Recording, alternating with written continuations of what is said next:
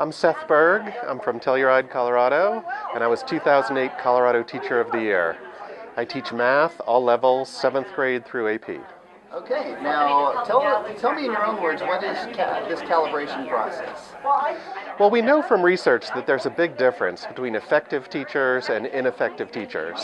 So it makes sense to encourage the effective teachers, discourage the ineffective teachers, and the teachers right on the fence, we want to push them the right direction. So this is important work that's worth doing. And we don't want to judge teachers purely on their test scores. We need to have other factors. And so the evaluation process needs to be formalized. Everyone needs to understand the scoring. And the idea is to be able to give good teachers good scores and encourage them, and let weak teachers know where they need to improve to help our students. And how do you do that? I know you've looked at a series of videos, and you're trying to match up the rubric that the CDE has come up with. How is the rubric matching up with the videos? How successful are you in using it? So the actual logistics of implementing this are quite daunting and a little bit intimidating. No rubric really fits that well. They've spent years developing this rubric. They've done a good job with their effort. But really the issue I see is that teaching is an art and a science both. And the rubric is trying to cover all of that. And so it's not a checklist and it's not a menu. And you can't go through and do these 10 things and get a good score. Part of it is like, how enthusiastic are your students? How much heart and soul and passion is there in what you're teaching to inspire them? And those things are not really rubricable.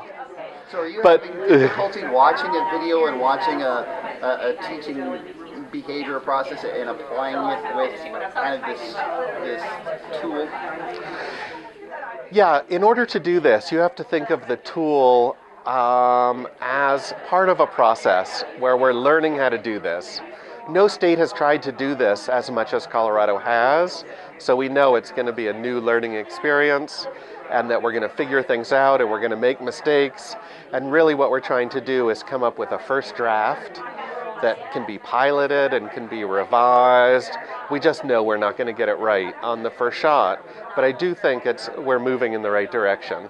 Do you have trouble keeping your own view of how you teach and your own biases down as you watch these videos? Do you have trouble managing that? That's not the way I would have done it?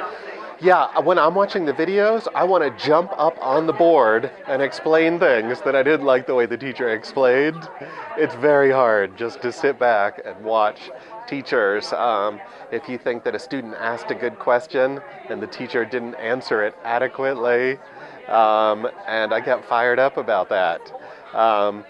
A lot of my objections aren't even on the rubric, but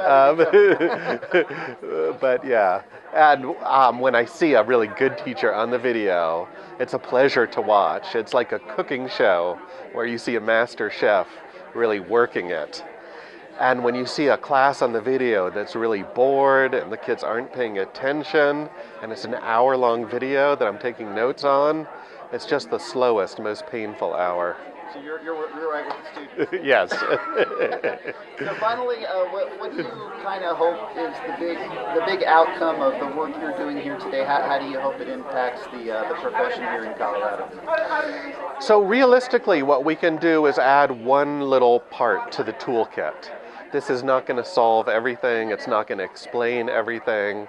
But I think in combination with professional development and booklets and publications and reports and conferences, watching the videos is one thing that could help teachers and principals.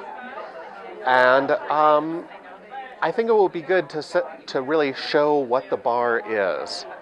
And there are a lot of mediocre teachers scattered around our schools, and lots of good teachers scattered around our schools, and they shouldn't all get the same evaluation score. There should be differences.